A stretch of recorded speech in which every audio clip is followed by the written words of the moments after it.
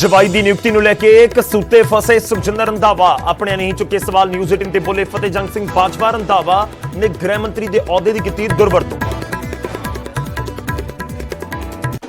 Vidhan Sabha session ਨੂੰ ਲੈ ਕੇ ਅਕਾਲੀ ਦਲ ਦੇ ਨਿਸ਼ਾਨੇ ਤੇ ਚੱਲੀ ਸਰਕਾਰ। ਮਜੀਠੀਆ ਬੋਲੇ ਕੰਮ ਕੋਈ ਨਹੀਂ ਹੋਣਾ, ਖਰਚਾ 1 ਕਰੋੜ। ਪੀਪੀਏ ਅਤੇ ਬੀਐਸਐਫ ਦੇ ਨਾਮ ਤੇ ਨਿਰੀ ਡਰਾਮੇਬਾਜ਼ੀ ਕਰ ਰਹੀ ਹੈ ਸਰਕਾਰ। ਕੱਚੇ ਮੁਲਾਜ਼ਮਾਂ ਨੂੰ ਵੱਡਾ ਤੋਹਫਾ ਦੇਣ ਦੀ ਤਿਆਰੀ ਦੇ ਵਿੱਚ ਚੱਲੀ ਸਰਕਾਰ। ਅੱਜ ਦੁਪਹਿਰ 3 ਵਜੇ ਹੋਵੇਗੀ ਕੈਬਨਿਟ ਦੀ ਬੈਠਕ। ਖੁਦ ਮੁੱਖ ਮੰਤਰੀ ਨੇ ਟਵੀਟ ਕਰਕੇ ਵੱਡਾ ਮਸਲਾ ਹੱਲ ਕਰਨ ਦਾ ਕੀਤਾ ਦਾਅਵਾ। 4:30 ਵਜੇ ਪ੍ਰੈਸ ਕਾਨਫਰੰਸ। ਨਵਜੋਤ ਸਿੰਘ ਸਿੱਧੂ ਨੇ ਕੀਤੇ ਕਰਤਾਰਪੁਰ ਸਾਹਿਬ ਦੇ ਦਰਸ਼ਨ। ਮੁੜਲਾਂਘਾ ਖੋਲਣ ਦੀ ਕੀਤੀ ਅਰਦਾਸ। ਕੇਂਦਰ ਨੂੰ ਦਰਸ਼ਨੀ ਸਥਲ ਦਾ ਵਾਅਦਾ ਜਲਦ ਪੂਰਾ ਕਰਨ ਦੀ ਵੀ ਅਪੀਲ। ਚੜੂਨੀ ਵੱਲੋਂ ਪੰਜਾਬ ਦੇ ਵਿੱਚ ਉਮੀਦਵਾਰ ਐਲਾਨਣ ਤੇ ਸੰਯੁਕਤ ਮੋਰਚਾ ਨਾਰਾਜ਼। ਅੱਜ ਹੋਣ ਵਾਲੀ ਬੈਠਕ ਦੇ ਵਿੱਚ ਉੱਠ ਸਕਦਾ ਮੁੱਦਾ। ਚੜੂਨੀ ਤੇ ਲਿਆ ਜਾ ਸਕਦਾ ਹੈ ਕੋਈ ਐਕਸ਼ਨ।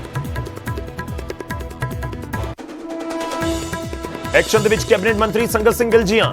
ਮੋਹਾਲੀ ਚ ਵਣ ਵਿਭਾਗ ਦੇ ਦਫ਼ਤਰ ਤੇ ਮਾਰਿਆ ਛਾਪਾ। ਕਈ ਅਫਸਰ ਮਿਲੇ ਗੈਰ ਹਾਜ਼ਰ। ਬੋਲੇ ਕੋਤਾਹੀ ਨਹੀਂ ਕਰਾਂਗੇ ਬਰਦਾਸ਼ਤ।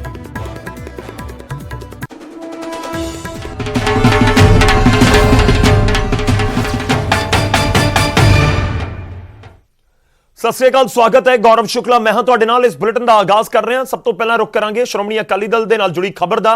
ਬਿਕਰਮ ਮਜੀਠੀਆ ਇਸ ਸਮੇਂ ਪ੍ਰੈਸ ਕਾਨਫਰੰਸ ਕਰ ਰਹੇ ਨੇ, ਮੀਡੀਆ ਦੇ ਮੁਖਾਤਿਬ ਹੋ ਰਹੇ ਨੇ।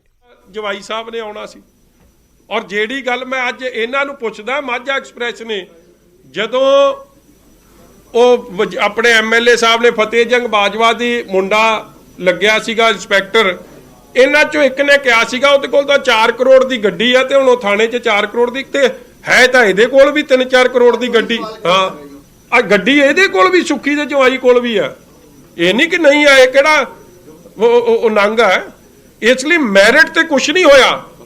ਇਹ ਕੇਵਲ ਤੇ ਕੇਵਲ ਘਰ ਘਰ ਨੌਕਰੀ ਕਾਂਗਰਸ ਦੇ ਵਜ਼ੀਰ ਵਾਸਤੇ, ਕਾਂਗਰਸ ਦੇ ਐਮਐਲਏ ਵਾਸਤੇ ਜੋ ਸਕੀਮ ਹੈ ਉਹ ਲਾਗੂ ਹੋਈ। ਉਹਨਾਂ ਨੇ ਇਹ ਗੱਲ ਕਹੀ ਕਿ ਕੈਪਟਨ ਸਰਕਾਰ ਦੇ ਵਿੱਚ ਵੀ ਇਹਨਾਂ ਨੇ ਕਾਫੀ ਫਾਇਦੇ ਲਏ ਔਰ ਅੱਜ ਆਪਣੀ ਜਿਹੜੀ ਕੁਰਸੀ ਦਾ ਨਜਾਇਜ਼ ਫਾਇਦਾ ਉਠਾ ਰਹੇ। ਹਾਲਾਂਕਿ ਵਿਰੋਧੀ ਕਹਿਣ ਤਾਂ ਹੋਰ ਗੱਲ, ਉਹਨਾਂ ਦੀ ਆਪਣੀ ਪਾਰਟੀ ਦੇ ਐਮਐਲਏ ਗੱਲ ਕਰਦੇ। ਅਸੀਂ ਤਾਂ ਪ੍ਰੋੜਤਾ ਹੀ ਕਰੀ ਜਾਂਦੇ ਜੀ ਇਹਨਾਂ ਦੀ। ਸਾਡਾ ਤਾਂ ਕੰਮ ਹੀ ਬੇਵਿਸ਼ਵਾਸ ਦਾ ਮਤਾ ਵੀ ਕਾਂਗਰਸ ਆਪ ਦੇ ਖਿਲਾਫ ਪ੍ਰਧਾਨ ਨਹੀਂ ਲਿਆਉਂਦਾ। ਅਸੀਂ ਤਾਂ ਪ੍ਰੋੜਤਾ ਤੇ ਹੀ ਹੋਏ ਆ। ਸਾਡਾ ਤਾਂ ਕੰਮ ਅਗਲਾ ਮੁੱਕਿਆ ਹਲੇ। ਪੰਜਾਬ ਨੂੰ ਲੈ ਕੇ ਬੜਾ ਮਸਲਾ ਜਿਹੜਾ ਲਗਾਤਾਰ ਸਾਹਮਣੇ ਆ ਰਿਹਾ ਪੰਜਾਬ ਦੇ ਵਿੱਚ, ਤੇ ਦੂਜੇ ਪਾਸੇ ਜਿਹੜੀ ਸਰਕਾਰ ਕਹਿ ਰਹੀ ਹੈ ਫਸਲ ਦੀ ਹਜੇ ਵਾਢੀ ਹੋ ਰਹੀ ਹੈ, ਪਰ ਜਿਹੜੀ ਖਰੀਦ ਬੰਦ ਕਰ ਦਿੱਤੀ। ਫਸਟ ਟਾਈਮ ਜੀ, ਫਸਟ ਟਾਈਮ ਇਨ ਮੇਰੇ ਜਿੰਨਾ ਚਿਰ ਮੈਨੂੰ ਸਮਝ ਆਉਂਦੀ ਆ, ਬਲਟੋਆ ਸਾਹਿਬ ਦੀ ਉਮਰ ਵੱਡੀ ਆ, ਇਹ ਦੱਸ ਸਕਦੇ ਆ, ਕਦੇ ਵੀ ਇਹ ਫੈਸਲਾ ਨਹੀਂ ਹੋਇਆ ਕਿ ਹਲੇ ਸਾਰੇ ਝੋਨੇ ਦੀ ਲਿਫਟਿੰਗ ਹੋਈ ਨਹੀਂ, ਖਰੀਦ ਹੋਈ ਨਹੀਂ ਤੇ ਮੰਡੀਆਂ ਬੰਦ ਕਰਤੀਆਂ ਗਈਆਂ ਨੇ। ਪਹਿਲਾਂ ਵੀ ਤੁਸੀਂ ਲੇਟ ਸ਼ੁਰੂ ਕੀਤੀਆਂ, ਪਹਿਲਾਂ ਲੋਕਾਂ ਨੂੰ ਖੱਜਲ ਖਵਾਰ ਕੀਤਾ, ਲੋਕਾਂ ਨੇ ਘੱਟ ਰੇਟ 'ਚ ਦੇਣੀ ਪਈ ਫਸਲ ਆਪਦੀ, ਤੇ ਹੁਣ ਮੰਡੀਆਂ ਹੀ ਬੰਦ ਕਰਤੀਆਂ। ਔਰ ਡੀਏਪੀ ਦੀ ਕਾਲਾ ਬਾਜ਼ਾਰੀ ਨਹੀਂ ਜੀ, ਨਕਲੀ ਡੀਏਪੀ ਵਿਕ ਰਿਹਾ। ਇਹ ਕੰਮ ਸ਼ੁਰੂ ਹੋ ਗਏ ਆ। ਇਹ ਤੋਂ ਵੱਡਾ ਕਿਸਾਨੀ ਨਾਲ ਧੋਖਾ ਕੀ ਹੈ? ਜਿੱਥੇ ਦਾ ਵੀ ਕੋਰ ਮਾਮਲਾ ਸਾਹਮਣੇ ਆਇਆ, ਪਹਿਲੇ ਤੁਹਾਨੂੰ ਧਿਆਨ ਹੋਣਾ ਵੀ 20 ਕਰੋੜ ਦੀ ਜਿਹੜੀ ਕਣਕ ਹੈ ਜੰਡਿਆਲੇ ਗੁਰੂ ਤੋਂ ਖਾਧੀ ਗਈ। ਹੁਣ ਨਵਾਂ ਮਾਮਲਾ ਸਾਹਮਣੇ ਆਇਆ, 2600 ਮੀਟ੍ਰਿਕ ਟਨ ਝੋਨਾ ਜਿਹੜਾ ਉਹ ਕਾਗਜ਼ੀ ਬੋਗਸ ਬਿਲਿੰਗ ਤੇ ਖਰੀਦਿਆ ਗਿਆ। ਇਹਦੀ ਹੁਣ ਫਿਰ ਇਨਕੁਆਰੀ ਬਿਠਾ ਦਿੱਤੀ ਗਈ ਵਿਜੀਲੈਂਸ ਦੀ, ਜਦਕਿ ਪਹਿਲਾਂ ਵੀ ਕਾਰਵਾਈ ਕੋਈ ਨਹੀਂ ਹੋਈ। ਵਿਜੀਲੈਂਸ ਦੀਆਂ ਇਨਕੁਆਰੀਆਂ ਬਿਠਾਈਆਂ ਜਾਂਦੀਆਂ, ਮਾਮਲੇ 'ਚ ਹੁੰਦਾ ਕੁਝ ਨਹੀਂ, ਸਾਹਮਣੇ ਕੁਝ ਨਹੀਂ ਆਉਂਦਾ। ਜੇ ਅੱਜ ਮੈਂ ਤੁਹਾਨੂੰ ਇੱਕ ਫੂਡ ਐਂਡ ਸਿਵਲ ਸਪਲਾਈਜ਼ ਮਹਿਕਮੇ ਦੀ ਇੱਕ ਗੱਲ ਦੱਸ ਦੇਣਾ, ਇਹਨੇ ਕੋ ਸਿੰਗਲਾ ਲਾਇਆ। ਦੇਖੋ ਬਿੱਲਾ ਰੱਖਦਾ ਦੁੱਧ ਦੀ ਰਖਵਾਲੀ ਲਈ, ਉਹ ਚੀਫ ਵਿਜੀਲੈਂਸ ਕਮਿਸ਼ਨਰ ਲਾਇਆ, ਉੱਤੇ ਖਿਲਾਫ ਸੀਰੀਅਸ ਆਰੋਪ ਨੇ ਪਹਿਲਾਂ, ਔਰ ਉਹਨੂੰ ਸਾਰੇ ਕੰਮ ਚੋਂ ਕਲੀਨ ਚਿਟ ਦੇ ਕੇ, ਜਦ ਕਿ ਆਈ ਕੈਪਸ਼ਨ ਇੱਕ ਆਈਐਸ ਅਫਸਰ ਨੇ ਜਿਨ੍ਹਾਂ ਦੇ ਖਿਲਾਫ, ਜਿਨ੍ਹਾਂ ਨੇ ਉਹਨਾਂ ਇਸ ਸਿੰਗਲੇ ਦੇ ਖਿਲਾਫ ਇਨਕੁਆਇਰੀ ਕੀਤੀ ਸੀ, ਇਹਨੂੰ ਚਾਰਜ ਸ਼ੀਟ ਕੀਤਾ ਸੀ ਤੇ ਕਿਹਾ ਸੀ ਇਹਦਾ ਪਾਸਪੋਰਟ ਜ਼ਬਤ ਕਰ ਲਓ, ਇਹਨੇ ਭੱਜ ਜਾਣਾ ਬਾਹਰ। ਸੋ ਇਹਨੇ ਭਾਰਤ ਭੂਸ਼ਣ ਆਸ਼ੂ ਨੇ ਉਹਨੂੰ ਆਪਦੀ ਜਿਹੜੀ ਇੱਕ ਵਿਜੀਲੈਂਸ ਕਮੇਟੀ ਹੁੰਦੀ ਹੈ ਮਹਿਕਮੇ ਦੀ, ਉਹਦਾ ਹੈੱਡ ਬਣਾਤਾ। ਸੈਕਟਰੀ ਲਿਖ ਰਿਹਾ ਕਿ ਇਹਦਾ ਪਾਸਪੋਰਟ ਜ਼ਬਤ ਕਰੋ, ਇਹਨੇ ਭੱਜ ਜਾਣਾ, ਤੇ ਮੰਤਰੀ ਉਹਨੂੰ ਦੁੱਧ ਦੀ ਰਖਵਾਲੀ ਲਈ ਉਹਨੂੰ ਬਿੱਲੇ ਨੂੰ ਬਿਠਾਉਣ ਡਿਆ।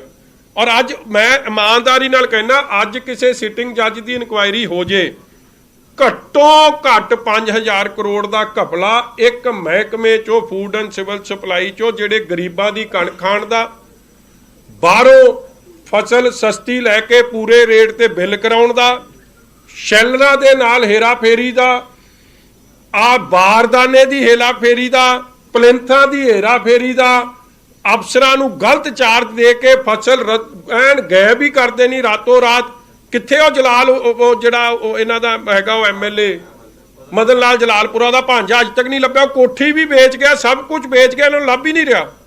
ਮਦਨ ਲਾਲ ਜਲਾਲਪੁਰੇ ਨੇ 2 ਘਲਾਉਣ ਡੰਡੇ ਤੇ ਸਵੇਰੇ ਦਾਦੂ ਕਿੱਥੇ? ਜਿਸੇ ਦਾ ਹੁਣ ਜਿਹੜਾ ਮਾਮਲਾ ਹੈ ਜੀ ਵੀ ਆਇਆ ਹੀ ਨਹੀਂ, ਝੋਨਾ ਆਇਆ ਹੀ ਨਹੀਂ ਤੇ ਉਹਦੀ ਬਿਲਿੰਗ ਕਰਕੇ ਇਹਦੇ ਤੇ ਕੁਝ ਮੰਡੀਆਂ ਸਰ ਮੈਂ ਦੱਸ ਰਿਹਾ ਇਹ ਤੋਂ ਸੀਰੀਅਸ ਕਰਪਸ਼ਨ ਕੀ ਹੋ ਸਕਦੀ ਹੈ ਕਿ ਝੋਨਾ ਆਇਆ ਨਹੀਂ, ਬਿੱਲ ਬਣ ਗਏ, ਪੈਸੇ ਪੂਰੇ ਚਲੇ ਜਾਣੇ, ਖਜ਼ਾਨੇ ਦੀ ਇਹ ਤੋਂ ਸਾਫ਼ ਲੁੱਟ ਕੀ ਹੈ? ਮਗਰ ਕੋਈ ਇਨਕੁਆਇਰੀ ਨਹੀਂ ਹੋਣੀ, ਇੱਕ ਕੱਲਾ ਵਾਈਟ ਵਾਸ਼ ਹੋਣਾ, ਕਲੀਨ ਚਿੱਟ ਹੋਣੀਆਂ ਜਿਵੇਂ ਹੁਣ ਤੱਕ ਆਉਂਦੀਆਂ ਰਹੀਆਂ। ਦੇਖੋ ਅਲੀ ਬਾਬਾ 40 ਚੋਰ ਉਹੀ ਨੇ, ਕੱਲਾ ਅਲੀ ਬਾਬਾ ਦੀ ਕੁਰਸੀ ਤੇ ਹੁਣ ਦੂਜਾ ਬਾਬਾ ਬਹਿ ਗਿਆ ਆ ਕੇ ਜਿਹੜਾ ਪਹਿਲਾਂ ਨਾਲ ਬੈਠਿਆ ਹੁੰਦਾ ਸੀ। ਹੋ ਗਏ ਜੀ ਅੱਜ ਦੇ ਦਿਨ ਕਰਤਾਰਪੁਰ ਸਾਹਿਬ ਦਾ ਲਾਂਘਾ ਹੁੰਦੇ ਸੀ 2 ਸਾਲ ਪੂਰੇ ਹੋ ਗਏ, ਪਿਛਲੇ 19 ਮਹੀਨੇ ਤੋਂ ਬੰਦ ਹੈ, ਸੰਗਤਾਂ ਲਗਾਤਾਰ ਮੰਗ ਕਰ ਰਹੀਆਂ ਖੋਲ੍ਹਣ ਦੀ। ਦੇਖੋ ਇਹ ਅਰਦਾਸ ਤਾਂ ਰੋਜ਼ ਹੀ 8 ਪੈਰੀ ਸਾਡੇ ਗੁਰੂ ਨਾਨਕ ਨਾਮ ਲੇਵਾ ਸੰਗਤ ਕਰ ਰਹੀ ਹੈ ਕਿ ਇਹ ਲਾਂਘਾ ਖੁੱਲ੍ਹਣਾ ਚਾਹੀਦਾ। ਔਰ ਮੈਂ ਸਮਝਦਾ ਪਹਿਲਾਂ ਵੀ ਜਦ ਲਾਂਘਾ ਖੋਲ੍ਹਿਆ ਸੀ ਗੁਰੂ ਦੀ ਬਖਸ਼ਿਸ਼ ਨਾਲ ਇਹ ਅਰਦਾਸਾਂ ਸੁਣੀਆਂ ਗਈਆਂ ਸਨ। ਅੱਜ ਮੈਂ ਵੇਖਿਆ ਕਿ ਫਿਰ ਅੱਜ ਇਸ ਲਾਂਘਾ ਤਾਂ ਜ਼ਰੂਰ ਖੁੱਲ੍ਹਣਾ ਚਾਹੀਦਾ। ਇਹ ਤਾਂ ਸਾਡੀ ਵੀ ਅਸੀਂ ਵੀ ਇਹ ਅਰਦਾਸ ਬੇਨਤੀ ਕਰਕੇ ਆਏ ਹਾਂ, ਮਗਰ ਸਰਕਾਰਾਂ ਦਾ ਕੰਮ ਕੁਝ ਹੋਰ ਹੁੰਦਾ। ਦੇਖੋ ਮੇਰੀ ਅੱਜ ਕਾਂਗਰਸ ਨੂੰ ਬੇਨਤੀ ਹੈ ਕਿ ਤੁਹਾਡੇ ਪ੍ਰਧਾਨ ਦੀ ਠੋਕੋ ਤਾਲੀ ਦੀ ਉੱਥੇ ISI ਬਾਜਵੇ ਨਾਲ ਬੜਾ ਪਿਆਰ ਹੈ, ਇਹ ਉਧਰ ਗੱਲ ਕਰ ਲਵੇ ਤੇ ਸਰਕਾਰ ਇੱਧਰ ਗੱਲ ਕਰ ਲਵੇ, ਚੰਨੀ ਇੱਧਰ ਆਪਣਾ ਮੋਦੀ ਸਾਹਿਬ ਨਾਲ, ਤੇ ਗੱਲ ਮਸਲਾ ਹੱਲ ਹੋ ਜਾਏ ਗੁਰਸਿੱਖਾਂ ਦਾ। ਕਿਉਂਕਿ ਆਪਾਂ ਨੂੰ ਗੱਲ ਦੀ ਤਾਂ ਸਮਝ ਹੀ ਹੈ ਕੌਣ ISI ਤੋਂ ਕਿਹੜਾ ਕੰਮ ਮਸਲਾ ਹੱਲ ਕਰਾ ਸਕਦਾ। ਮਸਲਾ ਤਾਂ ਅਖੀਰ 'ਚ ਇੰਨਾ ਕਿ ਲਾਂਘਾ ਖੋਲ੍ਹਣਾ ਚਾਹੀਦਾ ਪੰਜਾਬੀਆਂ ਦਾ ਤਾਂ, ਜਾਂ ਗੁਰੂ ਨਾਨਕ ਨਾਮ ਲੇਵਾ ਦਾ ਤਾਂ ਇਹ ਆ ਤਰੀਕਾ, ਇਹੀ ਵਰਤ ਸਕਦੇ ਦੋਵੇਂ। ਜਿਸੇ ਦਾ ਪਹਿਲੇ ਕਰੋਨਾ ਨੇ ਮਾਰ ਮਾਰੀ, ਹੁਣ ਡੇਂਗੂ ਘਰ ਫੈਲਿਆ ਜੀ, ਤੇ ਕੀ ਕਹਿਣਾ ਤੁਹਾਡਾ? ਜਿੱਡਾ ਵੱਡਾ ਪੈਂਡੈਮਿਕ ਕਰੋਨਾ ਬਣਿਆ ਸੀ, ਓਡਾ ਹੀ ਵੱਡਾ ਪੈਂਡੈਮਿਕ ਇਹ ਬਣ ਗਿਆ ਆਪਣਾ ਡੇਂਗੂ। ਹਸਪਤਾਲਾਂ 'ਚ ਕੋਈ ਦਵਾਈ ਅਵੇਲੇਬਲ ਨਹੀਂ, ਕੋਈ ਟੈਸਟ ਦੀ ਫੈਸਿਲਿਟੀ ਅਵੇਲੇਬਲ ਨਹੀਂ। ਔਰ ਜੇ ਅਸਲ ਚੈਕਿੰਗ ਹੋ ਜੇ, ਜਿੰਨੀ ਕੋਵਿਡ ਦੀ ਡੈਥਸ ਨੇ ਉਹਦੇ ਨੇੜੇ ਤੇੜੇ ਡੈਥਸ ਡਿਊ ਟੂ ਡੇਂਗੂ ਹੋ ਗਈ। ਔਰ ਸਾਡਾ ਸ਼੍ਰੀ ਅੰਮ੍ਰਿਤਸਰ ਸ਼ਹਿਰ ਜਾਂ ਜਲੰਧਰ ਜਾਂ ਲੁਧਿਆਣਾ ਇਹ ਬਹੁਤ ਵੱਡੇ ਪੱਧਰ ਤੇ ਅਫੈਕਟਡ ਨੇ। ਕੱਲ ਵੀ ਮੈਂ 5 ਘਰਾਂ 'ਚ ਜਾ ਕੇ ਆਇਆ ਜਿੱਥੇ ਡੈਥਸ ਕੱਲੀ ਡੇਂਗੂ ਦੀਆਂ ਕਰਕੇ ਹੋਈਆਂ ਨੇ। ਮਗਰ ਸਰਕਾਰ ਆਪਦੀ ਕੁਰਸੀ ਦੀ ਲੜਾਈ ਤੇ ਤੇਜ਼ੀ ਨਾਲ ਲੱਗੀ, ਕੋਈ ਚਿੰਤਾ ਨਹੀਂ। ਮੈਂ ਉਹੀ ਕਹਿ ਰਿਹਾ ਨਾ, ਸੈਸ਼ਨ ਸੱਦਣ ਦਾ ਜੁਮਲਾ ਬਾਜੀ ਦਾ ਫਾਇਦਾ ਕੀ ਹੈ? ਇੱਕ ਲਾਸ ਆਫ ਲਾਈਫ ਦਾ ਤਾਂ ਇੱਥੇ ਮੁੱਲ ਹੀ ਕੋਈ ਨਹੀਂ ਪੈ ਰਿਹਾ। ਬੇਸਿਕ ਮਤਲਬ ਬੇਸਿਕ ਚੀਜ਼ ਨੇ ਡੇਂਗੂ ਹੈਲਥ ਕੇਅਰ, ਜੇ ਧਿਆਨ ਦਿੱਤਾ ਜਾਵੇ ਉਹੀ ਨਹੀਂ ਦੇ ਪਾ ਰਹੇ।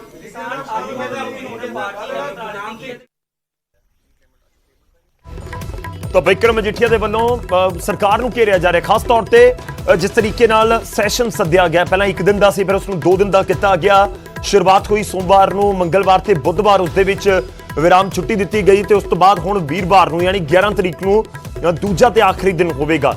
ਅਕਾਲੀ ਦਲ ਨਿਸ਼ਾਨੇ ਸਾਧ ਰਿਹਾ। ਵਿਕਰਮ ਮਜੀਠੀਆ ਕਹਿ ਰਹੇ ਨੇ ਕਿ ਕੰਮ ਕੋਈ ਨਹੀਂ ਹੋਣਾ, ਸਿਰਫ BSF ਅਤੇ PPA ਦੇ ਨਾਮ ਦੇ ਉੱਤੇ ਇਹ ਪੈਸੇ ਜ਼ਰੂਰ ਖਰਾਬ ਕੀਤੇ ਜਾ ਰਹੇ ਨੇ, ਸਿਆਸਤ ਕਰ ਰਹੀ ਹੈ ਸੂਬਾ ਸਰਕਾਰ। ਤਾਂ ਵਿਰੋਧੀਆਂ ਦੇ ਨਿਸ਼ਾਨੇ ਉੱਤੇ ਨੇ ਮੁੱਖ ਮੰਤਰੀ ਚਰਨਜੀਤ ਸਿੰਘ ਚੰਨੀ।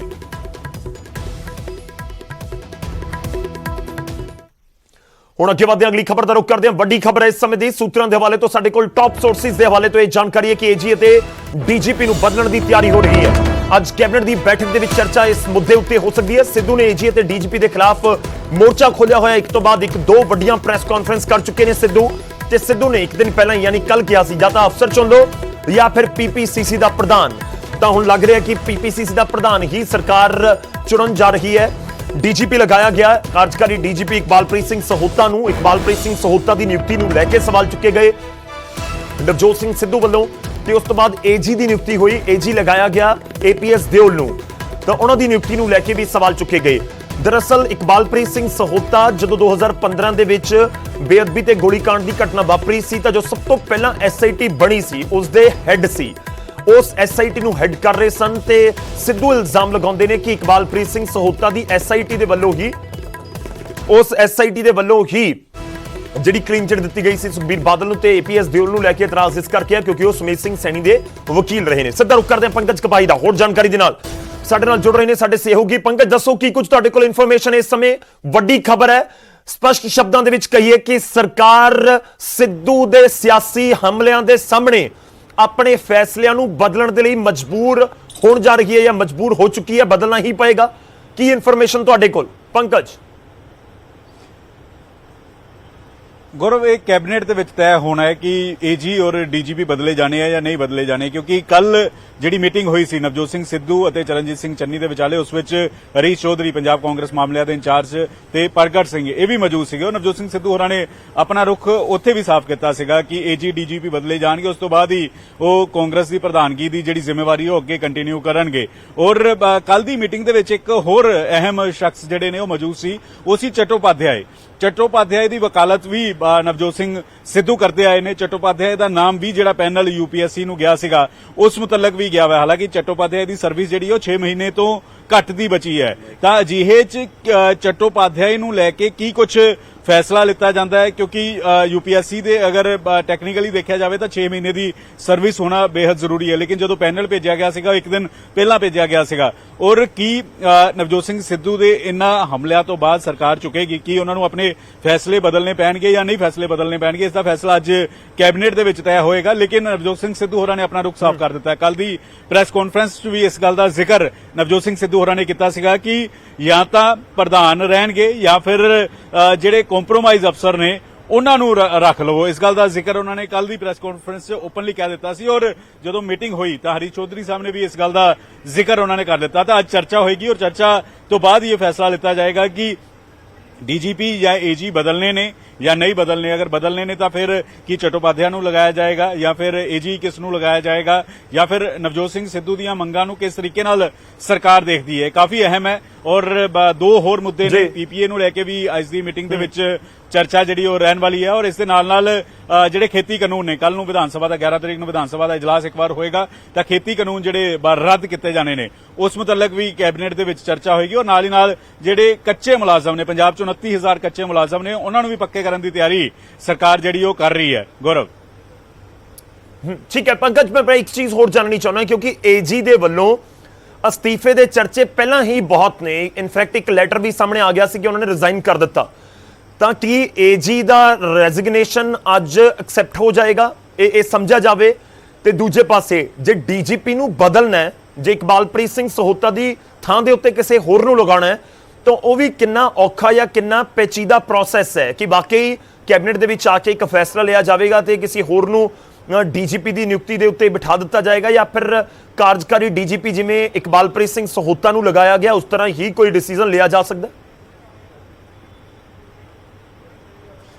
ਬਿਲਕੁਲ ਗੌਰਵ, ਕਿਉਂਕਿ ਏਜੀ ਨੂੰ ਲੈ ਕੇ ਨਵਜੋਤ ਸਿੰਘ ਸਿੱਧੂ ਜੋ ਏਪੀਐਸ ਦਿਓਲ ਨੇ ਉਹਨਾਂ ਨੂੰ ਲੈ ਕੇ ਲਗਾਤਾਰ ਸਵਾਲ ਚੁੱਕਦੇ ਆਏ ਨੇ। ਔਰ ਉਸ ਤੋਂ ਬਾਅਦ ਏਜੀ ਦਿਓਲ ਦੀ ਵੀ ਸਟੇਟਮੈਂਟ ਆਈ, ਉਹਨਾਂ ਨੇ ਕਿਹਾ ਕਿ ਨਵਜੋਤ ਸਿੰਘ ਸਿੱਧੂ ਗਲਤ ਸਟੇਟਮੈਂਟ ਜਾਰੀ ਕਰ ਰਹੇ ਨੇ, ਕਾਨੂੰਨੀ ਤੌਰ ਤੇ ਅੜਚਨਾ ਪੈਦਾ ਕਰ ਰਹੇ ਨੇ, ਇਸ ਤਰੀਕੇ ਨਾਲ ਨਹੀਂ ਹੋ ਸਕਦਾ। ਉਸ ਤੋਂ ਬਾਅਦ ਨਵਜੋਤ ਸਿੰਘ ਸਿੱਧੂ ਨੇ ਵੀ ਕਾਊਂਟਰ ਅਟੈਕ ਕੀਤਾ। ਤਾਂ ਇੱਕ ਤਾਂ ਚਰਚਾ ਇਸ ਮੁਤਲਕ ਹੋਣੀ ਹੈ ਜਿਹੜਾ ਅਸਤੀਫਾ ਏਜੀ ਦਿਓਲ ਦਾ ਮੁੱਖ ਮੰਤਰੀ ਦੇ ਕੋਲ ਪਿਆ ਵੀ ਹੈ। ਮੁਲਾਕਾਤਾਂ ਪਰਸੋਂ ਵੀ ਹੋਈਆਂ ਸੀ, 2 ਦਿਨ ਪਹਿਲਾਂ ਵੀ ਏਜੀ ਦਿਓਲ ਦੀਆਂ ਮੁੱਖ ਮੰਤਰੀ ਦੇ ਨਾਲ ਹੋਈਆਂ ਨੇ। ਮੁੱਖ ਮੰਤਰੀ ਹਾਲਾਂਕਿ ਅਜੇ ਤੱਕ ਏਜੀ ਦਿਓਲ ਦੇ ਹੱਕ ਦੇ ਵਿੱਚ ਖੜੇ ਉਤਰਦੇ ਹੋਏ ਨਜ਼ਰ ਆਏ ਸੀਗੇ, ਲੇਕਿਨ ਜਦੋਂ ਹਰੀਸ਼ ਚੌਧਰੀ ਦੇ ਸਾਹਮਣੇ ਪੂਰਾ ਮਾਮਲਾ ਪਹੁੰਚਿਆ ਤਾਂ ਇਸ ਮੁਤਲਕ ਵੀ ਹੁਣ ਅੱਜ ਦੀ ਕੈਬਨਿਟ ਦੇ ਵਿੱਚ ਚਰਚਾ ਹੋਣੀ ਹੈ ਕਿ ਏਜੀ ਦਾ ਅਸਤੀਫਾ ਕਬੂਲ ਕਰ ਲਿੱਤਾ ਜਾਵੇ। ਦੂਸਰਾ, ਜੋ ਡੀਜੀਪੀ ਸਹੋਤਾ ਨੇ ਉਹ ਐਡੀਸ਼ਨਲ ਚਾਰਜ ਜਿਹੜਾ ਵਾ ਉਹਨਾਂ ਨੂੰ ਦਿੱਤਾ ਹੋਇਆ ਵਾ। ਔਰ ਪੈਨਲ ਦੇ ਕੋਲ 5 ਨਾਮ ਜਿਹੜੇ ਨੇ, यूपीएससी ਦੇ ਪੈਨਲ ਕੋਲ 5 ਨਾਮ ਭੇਜੇ ਸੀ, ਉਹ ਨਾਮ ਵੀ ਵਾਪਸ ਆ ਗਏ। ਕੁਝ ਕਾਨੂੰਨੀ ਜਿਹੜੇ ਟੈਕਨੀਕਲੀ ਨੁਕਤੇ ਨੇ ਉਹਨਾਂ ਦੇ ਵਿੱਚ ਖਾਮੀਆਂ ਸੀਗੀਆਂ। ਤਾਂ ਅਜਿਹੇ 'ਚ ਕਿਉਂਕਿ ਮਹਿਜ਼ 1.5-2 ਮਹੀਨੇ ਬਚੇ ਨੇ, ਉਸ ਤੋਂ ਬਾਅਦ ਚੋਣ ਜਾਬਤਾ ਲੱਗ ਜਾਣਾ ਹੈ, ਤਾਂ ਕੀ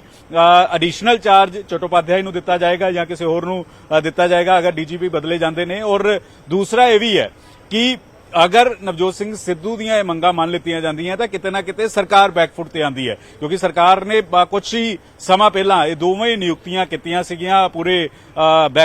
ਪੂਰਾ ਜਿਹੜਾ ਵਾ ਬੈਕ ਇਹਨਾਂ ਦੋਹਾਂ ਅਧਿਕਾਰੀਆਂ ਨੂੰ ਕੀਤਾ ਸੀ। ਲੇਕਿਨ ਨਵਜੋਤ ਸਿੰਘ ਸਿੱਧੂ ਸਾਫ਼ ਤੌਰ ਤੇ ਜਦੋਂ ਕਹਿ ਰਹੇ ਨੇ ਕਿ ਮੈਂ ਪ੍ਰਧਾਨਗੀ ਉਦੋਂ ਹੀ ਸੰਭਾਲਾਂਗਾ, ਕਾਰਜਕਾਲ ਉਦੋਂ ਹੀ ਸੰਭਾਲਾਂਗਾ ਜਦੋਂ ਅਫਸਰ ਬਦਲੇ ਜਾਣਗੇ। ਕੰਪਰੋਮਾਈਜ਼ ਅਧਿਕਾਰੀਆਂ ਦੇ ਨਾਲ ਮੈਂ ਕੰਮ ਜਿਹੜਾ ਵੈ ਉਹ ਨਹੀਂ ਕਰ ਸਕਦਾ। ਤਾਂ ਇਸੇ ਵਜ੍ਹਾ ਕਰਕੇ ਅੱਜ ਦੀ ਕੈਬਨਿਟ ਦੇ ਵਿੱਚ ਤੈਅ ਹੋ ਜਾਏਗਾ 5 ਵਜੇ ਦੇ ਕਰੀਬ ਪ੍ਰੈਸ ਕਾਨਫਰੰਸ ਕੀਤੀ ਜਾਣੀ ਹੈ, ਜਿੱਥੇ ਪੰਜਾਬ ਦੇ ਲੋਕਾਂ ਨੂੰ ਇੱਕ ਵੱਡਾ ਤੋਹਫਾ ਮੁੱਖ ਮੰਤਰੀ ਦੇਣ ਦਾ ਦਾਅਵਾ ਕਰ ਰਹੇ ਨੇ। ਉੱਥੇ ਹੀ ਸਰਕਾਰ ਕੀ ਬੈਕਫੁੱਟ ਤੇ ਆਏਗੀ, ਸਰਕਾਰ ਆਪਣੇ ਫੈਸਲੇ ਬਦਲੇਗੀ ਜਾਂ ਫਿਰ ਕੀ ਕੁਝ ਹੋਏਗਾ। ਇਸ ਦੀ ਕੈਬਨਿਟ ਦੇ ਵਿੱਚ ਥੋੜੀ ਦੇਰ ਬਾਅਦ ਕੈਬਨਿਟ ਜਿਹੜੀ ਹੈ ਉਹ ਸ਼ੁਰੂ ਹੋਣੀ ਹੈ, ਤਾਂ ਉਸ ਦੇ ਵਿੱਚ ਫੈਸਲਾ ਕੀਤਾ ਜਾਏਗਾ। ਠੀਕ ਹੈ ਪੰਕਜ, ਤੁਸੀਂ ਨਜ਼ਰ ਬਣਾਏ ਰੱਖੋ, ਅਪਡੇਟ ਤੁਹਾਡੇ ਤੋਂ ਲੈਂਦੇ ਰਹਾਂਗੇ। ਤਾਂ ਵੱਡੀ ਖਬਰ ਅੱਜ ਦੇ ਦਿਨ ਦੀ ਏਜੀ ਤੇ ਡੀਜੀਪੀ ਦੇ ਖਿਲਾਫ ਨਵਜੋਤ ਸਿੰਘ ਸਿੱਧੂ ਨੇ ਜਿਸ ਤਰੀਕੇ ਨਾਲ ਮੋਰਚਾ ਖੋਲਿਆ ਤੇ ਉਸ ਤੋਂ ਬਾਅਦ ਅੱਜ ਕੈਬਨਿਟ ਦੀ ਬੈਠਕ ਦੇ ਵਿੱਚ ਲਾਜ਼ਮੀ ਤੌਰ ਤੇ ਮੁੱਦਾ ਵੀ ਉੱਠੇਗਾ ਤੇ ਇਹ ਵੀ ਇਸ ਸਮੇਂ ਟਾਪ ਸੋਰਸਿਸ ਸਾਡੇ ਜਾਣਕਾਰੀ ਦੇ ਰਹੇ ਨੇ ਨਿਊਜ਼ 18 ਪੰਜਾਬ ਦੇ ਕਿ ਏਜੀ ਡੀਜੀਪੀ ਦੀ ਅੱਜ ਬਦਲੀ ਹੋ ਸਕਦੀ ਹੈ, ਯਾਨੀ ਕਿ ਉਹਨਾਂ ਨੂੰ ਬਦਲਿਆ ਜਾ ਸਕਦਾ ਹੈ। ਇਸ ਅਹੁਦੇ ਦੇ ਉੱਤੇ ਕੋਈ ਹੋਰ ਅਧਿਕਾਰੀ ਨਿਯੁਕਤ ਕੀਤਾ ਜਾ ਸਕਦਾ ਹੈ। ਨਵਜੋਤ ਸਿੰਘ ਸਿੱਧੂ ਏਜੀ ਅਤੇ ਡੀਜੀਪੀ ਦੀ ਨਿਯੁਕਤੀ ਨੂੰ ਲੈ ਕੇ ਲਗਾਤਾਰ ਸਵਾਲ ਚੁੱਕ ਰਹੇ ਨੇ। ਇਸ ਤੋਂ ਪਹਿਲਾਂ ਜਿਹੜੀ 5 ਤਰੀਕ ਨੂੰ ਪ੍ਰੈਸ ਕਾਨਫਰੰਸ ਸਿੱਧੂ ਦੇ ਵੱਲੋਂ ਕੀਤੀ ਗਈ ਸੀ, ਉਸ ਦੇ ਵਿੱਚ ਬਕਾਇਦਾ ਉਹਨਾਂ ਦੇ ਵੱਲੋਂ ਕਿਹਾ ਗਿਆ ਸੀ ਕਿ ਜੇਕਰ ਏਜੀ ਅਤੇ ਡੀਜੀਪੀ ਬਦਲ ਦਿੱਤੇ ਜਾਂਦੇ ਨੇ ਤਾਂ ਮੈਂ ਆਪਣੇ ਆਫਿਸ ਦੇ ਵਿੱਚ ਆ ਕੇ ਆਪਣਾ ਕੰਮਕਾਜ ਸੰਭਾਲ ਲਵਾਂਗਾ, ਮੈਂ ਅਸਤੀਫਾ ਜ਼ਰੂਰ ਵਾਪਸ ਲੈ ਰਿਹਾ ਹਾਂ।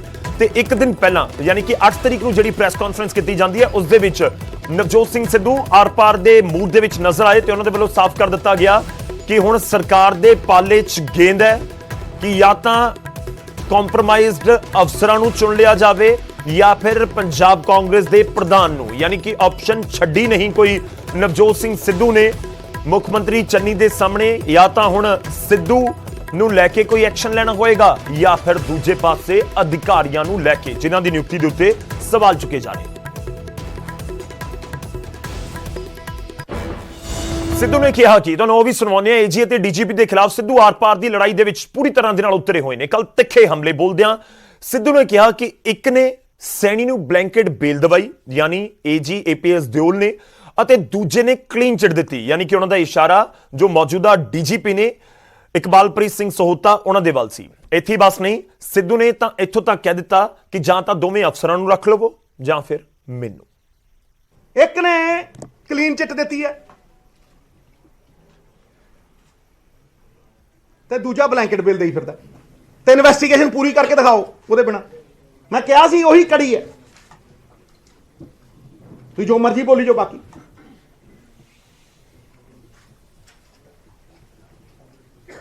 ਜਦੋਂ ਵਿਰੋਧ ਵੀ ਹੁੰਦੇ ਸੀ, ਜਦੋਂ 40 ਵਿਧਾਇਕ ਵੀ ਖੜਦੇ ਸੀ, ਉਹ ਕੀ ਕਹਿੰਦੇ ਸੀ ਵੀ ਸੁਮੇਧ ਸੈਣੀ ਦੇ ਘਰੇ ਡਾਂਗਾ ਮਾਰ ਕੇ ਆ ਗਏ। ਕੌਣ ਕਹਿੰਦਾ ਸੀ ਪੁੱਛੋ। ਤੇ ਹੁਣ ਕੀ ਹੋ ਗਿਆ? ਤੁਸੀਂ ਚੁਣੋ ਨਾ 2 ਕੰਪਰੋਮਾਈਜ਼ਡ ਅਫਸਰ ਜਾਂ ਪੀਪੀਸੀਸੀ ਚੀਫ ਚੁਣੋ। ਖੜੂ ਪੰਜਾਬ 'ਚ ਫਿਰ ਜਾ ਕੇ ਸਟੇਜ ਤੇ। ਕਿਉਂ ਨਹੀਂ ਤੁਹਾਡੀ ਗੱਲ ਮੰਨਦੇ? ਮੈਂ ਕਿਹਾ ਪੁੱਛਣ, ਜਿਹਨੂੰ ਪੁੱਛਣਾ ਉਹਨੂੰ ਪੁੱਛੋ। ਸਵਾਰੀ ਆਪਣੇ ਸਮਾਨ ਦੀ ਆਪ ਜ਼ਿੰਮੇਵਾਰ ਹੈ। ਅਗਲਾ ਸਵਾਲ। ਤਾਂ ਸਿੱਧੂ ਦੇ ਤਿੱਖੇ ਹਮਲੇ ਜਾਰੀ ਨੇ ਤੇ ਇਸ ਸਭ ਦੇ ਵਿਚਾਲੇ ਅੱਜ ਸਿੱਧੂ ਕਿੱਥੇ, ਉਹ ਵੀ ਤੁਹਾਨੂੰ ਦੱਸਦੇ ਹਾਂ। ਸਿੱਧੂ ਪਹੁੰਚੇ ਹੋਏ ਅੱਜ ਨਜ਼ਰ ਆਏ ਡੇਰਾ ਬਾਬਾ ਨਾਨਕ। ਅੱਜ 9 ਨਵੰਬਰ ਦਾ ਦਿਨ ਹੈ। 2 ਸਾਲ ਪਹਿਲਾਂ ਅੱਜ ਦੇ ਹੀ ਦਿਨ ਕਰਤਾਰਪੁਰ ਸਾਹਿਬ ਲਾਂਘਾ ਖੁੱਲਿਆ ਸੀ। 2019 ਦੇ ਵਿੱਚ 9 ਨਵੰਬਰ ਦੇ ਦਿਨ ਗੁਰਪੁਰਬ ਸੀ। ਇਸ ਵਾਰ 19 ਤਰੀਕ ਨੂੰ ਹੈ ਤੇ ਡੇਰਾ ਬਾਬਾ ਨਾਨਕ ਪਹੁੰਚੇ ਨਵਜੋਤ ਸਿੰਘ ਸਿੱਧੂ ਅੱਜ ਦੇ ਦਿਨ, ਜਿੱਥੇ ਦੂਰਬੀਨ ਦੇ ਜ਼ਰੀਏ ਉਹਨਾਂ ਕਰਤਾਰਪੁਰ ਸਾਹਿਬ ਦੇ ਦਰਸ਼ਨ ਕੀਤੇ ਅਤੇ ਲਾਂਘਾ ਖੁੱਲਣ ਦੀ ਇੱਕ ਵਾਰ ਫਿਰ ਤੋਂ ਲਾਂਘਾ ਖੁੱਲਣ ਦੀ ਅਰਦਾਸ ਕੀਤੀ। ਇਸ ਦੌਰਾਨ ਸਿੱਧੂ ਨੇ ਕੇਂਦਰ ਸਰਕਾਰ ਨੂੰ ਅਪੀਲ ਕੀਤੀ ਕਿ ਜ਼ੀਰੋ ਲਾਈਨ ਤੇ ਘੱਟੋ ਘੱਟ 4 ਤੋਂ 5 ਜਿਹੜੀਆਂ ਨੇ ਦੂਰਬੀਨਾਂ ਲਗਾਈਆਂ ਜਾਣ ਤਾਂ ਜੋ ਸ਼ਰਧਾਲੂ ਪਵਿੱਤਰ ਸਥਾਨ ਦੇ ਦਰਸ਼ਨ ਦੀਦਾਰ ਕਰ ਸਕਣ। ਉਹਨਾਂ ਇਸ ਬਾਰੇ ਕੇਂਦਰ ਸਰਕਾਰ ਨੂੰ ਚਿੱਠੀ ਲਿਖਣ ਦੀ ਵੀ ਗੱਲ ਕਹੀ ਹੈ। 9 ਨਵੰਬਰ ਦੇ ਦਿਨ ਹੀ ਲਾਂਘਾ ਖੁੱਲਿਆ ਸੀ, ਤੁਹਾਨੂੰ ਸਭ ਨੂੰ ਯਾਦ ਹੋਏਗਾ। ਉਸ ਸਮੇਂ ਵੱਡੇ ਸਮਾਗਮ ਹੋਏ, ਦੇਸ਼ ਦੇ ਪ੍ਰਧਾਨ ਮੰਤਰੀ ਵੀ ਪਹੁੰਚੇ ਗੁਰਦਾਸਪੁਰ ਦੀ ਧਰਤੀ ਉੱਤੇ, ਡੇਰਾ ਬਾਬਾ ਨਾਨਕ ਦੀ ਧਰਤੀ ਉੱਤੇ। ਉਸ ਤੋਂ ਬਾਅਦ ਕਰੀਬ 5 ਮਹੀਨੇ ਤੱਕ ਜਿਹੜੀ ਸੰਗਤ ਹੈ ਉਹ ਜਾ ਕੇ ਦਰਸ਼ਨ ਦੀਦਾਰ ਕਰਦੀ ਰਹੀ ਗੁਰੂ ਘਰ ਦੇ। ਤੇ ਇਸ ਵਿਚਾਲੇ ਨਵਜੋਤ ਸਿੰਘ ਸਿੱਧੂ ਦਾ ਨਾਮ ਵੀ ਖੂਬ ਚਰਚਾ ਦੇ ਵਿੱਚ ਰਿਹਾ। ਜਦੋਂ ਇਮਰਾਨ ਖਾਨ ਦੇ ਸਹੁੰ ਚੁੱਕ ਸਮਾਗਮ ਦੇ ਵਿੱਚ ਉਹ ਗਏ ਸਨ, ਉੱਥੇ ਕਮਰ ਜਾਵੇਦ ਬਾਜਵਾ ਨੂੰ ਜੱਫੀ ਪਾਈ ਗਈ ਸੀ। ਉਸ ਤੋਂ ਬਾਅਦ ਵਿਵਾਦ ਹੋਇਆ ਤੇ ਉਹਨਾਂ ਨੇ ਜ਼ਿਕਰ ਕੀਤਾ ਕਿ ਮੈਂ ਇੱਥੇ ਪਾਕਿਸਤਾਨ ਜਦੋਂ ਗਿਆ ਸੀ ਕਿ ਮੈਂ ਤਾਂ ਕਰਤਾਰਪੁਰ ਲਾਂਘਾ ਖੋਲਣ ਦੀ ਗੱਲ ਕੀਤੀ ਹੈ। ਖੈਰ ਉਸ ਤੋਂ ਬਾਅਦ ਕਰਤਾਰਪੁਰ ਲਾਂਘਾ ਤਾਂ ਖੁੱਲਿਆ।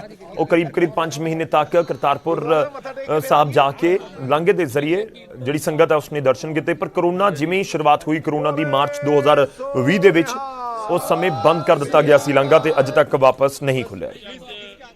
ਮੇਰਾ ਆਉਣ ਦਾ ਇੱਕ ਖਾਸ ਕਾਰਨ ਹੈ। ਮੈਂ ਮੰਨਦਾ ਕਿ ਇਹ ਬਾਬੇ ਦੀ ਮਿਹਰ ਨਾਲ ਹੀ ਖੁੱਲਿਆ ਸੀ। ਤੇ ਉਹਦੀ ਮਿਹਰ ਨਾਲ ਹੀ ਦੁਬਾਰਾ ਖੁੱਲਣਾ, ਠੀਕ ਹੈ ਕਿ ਨਹੀਂ? ਬਿਲਕੁਲ।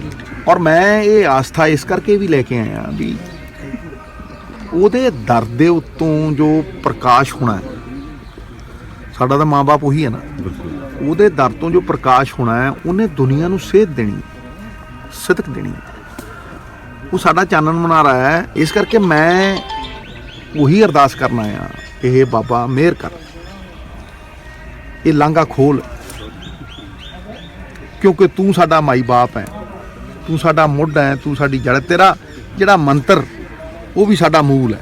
ਕੋਈ ਆਪਣੇ ਧਰਮ ਸਥਲੀ ਮੱਕਾ ਹੋਵੇ, ਕੋਈ ਹੋਵੇ, ਕਿਸੇ ਦਾ ਵੀ ਹੋਵੇ, ਉਹ ਉੱਥੋਂ 5 ਕਿਲੋਮੀਟਰ ਦੂਰੋਂ ਦਰਸ਼ਨ ਕਰੇ,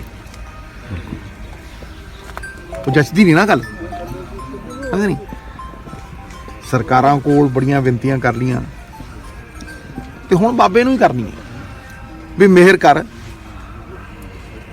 ਤੇਰੀ ਕਿਰਪਾ ਦੇ ਨਾਲ ਹੀ ਫੇਰ ਲਾਂਗਾ ਖੁੱਲ੍ਹ। ਤੇ ਮੈਂ ਇਹ ਵੀ ਮੈਂ ਇੱਥੇ ਅਰਦਾਸ ਕਰਨ ਆਇਆ ਜਿਹੜੀ ਕਿ ਮੇਰੇ ਦਿਲ ਦੀ, ਅੱਛਾ ਇਹ ਵੀ ਹੈ ਵੀ ਉਹਦੇ 'ਚ ਕੋਈ ਪੈਸੇ ਜ਼ਿਆਦਾ ਖਰਚ ਨਹੀਂ ਹੋਣੇ, ਇੱਕ ਥੋੜੀ ਜਿਹੀ ਇੱਛਾ ਸ਼ਕਤੀ ਦੀ ਗੱਲ ਹੈ, ਪੋਲੀਟੀਕਲ ਵਿਲ ਦੀ ਗੱਲ ਹੈ। ਅਗਰ ਉਹਨਾਂ ਨੂੰ ਲੱਗਦਾ ਹੈ ਕਿ ਉਹਨਾਂ ਦੀ ਕੋਈ ਕੰਟਰੈਕਟ ਦੀ ਗੱਲ ਹੈ ਜਾਂ ਫਲਾਣੇ ਦੀ ਗੱਲ ਹੈ ਤੇ ਉਹ ਪੰਜਾਬ ਸਰਕਾਰ ਨੂੰ ਕਹਿਣ, ਤੇ ਮੈਂ ਇਹ ਤੁਹਾਨੂੰ ਗਾਰੰਟੀ ਦਿੰਦਾ ਕਿ ਪੰਜਾਬ ਸਰਕਾਰ ਪਹਿਲ ਦੇ ਆਧਾਰ ਦੇ ਉੱਤੇ ਉਹ ਕੰਮ ਕਰਕੇ ਦੇਊਗੀ, ਕਿਉਂਕਿ ਘੱਟ ਤੋਂ ਘੱਟ ਨਹੀਂ 4-5 ਦੂਰਬੀਨਾਂ ਲੱਗੀਆਂ ਹੋਣੀਆਂ ਚਾਹੀਦੀਆਂ ਨੇ। ਮੇਰੀ ਹਿੰਦੁਸਤਾਨ ਦੇ ਹੋਮ ਮਿਨਿਸਟਰ ਸਾਹਿਬ ਨੂੰ ਇਹ ਦਰਖਾਸਤ ਹੈ, ਬਾਬੇ ਨਾਨਕ ਦਾ ਇੱਕ ਨਿਮਾਣਾ ਸਿੱਖ, ਉਹਦਾ ਨੌਕਰ, ਇੱਕ ਵਿਨਮਰ ਬੇਨਤੀ ਕਰ ਰਿਹਾ ਕਿ ਲੈਂਡ ਪੋਰਟ ਅਥਾਰਟੀ ਅੱਜ ਤੋਂ 1.5 ਸਾਲ ਪਹਿਲਾਂ ਵਚਨਬੱਧ ਹੋ ਕੇ ਕਹਿ ਕੇ ਗਈ ਸੀ ਕਿ ਉਹ 100 ਮੀਟਰ ਚੌੜਾ ਤੇ 60 ਮੀਟਰ ਉੱਚਾ ਇੱਥੇ ਦਰਸ਼ਨ ਸਥਲ ਬਣਾਉਣਗੇ। ਮੇਰੀ ਤਾਂ ਨਵਜੋਤ ਸਿੰਘ ਸਿੱਧੂ ਇੱਕ ਵਾਰ ਫਿਰ ਤੋਂ ਇਹ ਜ਼ਿਕਰ ਕਰ ਰਹੇ ਨੇ ਕਿ ਲਾਂਘਾ ਖੁੱਲੇ, ਲਾਂਘੇ ਨੂੰ ਖੋਲਣ ਦੀ ਅਪੀਲ ਹੈ ਕੇਂਦਰ ਨੂੰ ਤੇ ਦੂਜੇ ਪਾਸੇ ਅਰਦਾਸ ਵੀ ਹੈ। ਰੁਕਨੇ ਇੱਕ ਛੋਟੇ ਜਿਹੇ ਬ੍ਰੇਕ ਦੇ ਲਈ।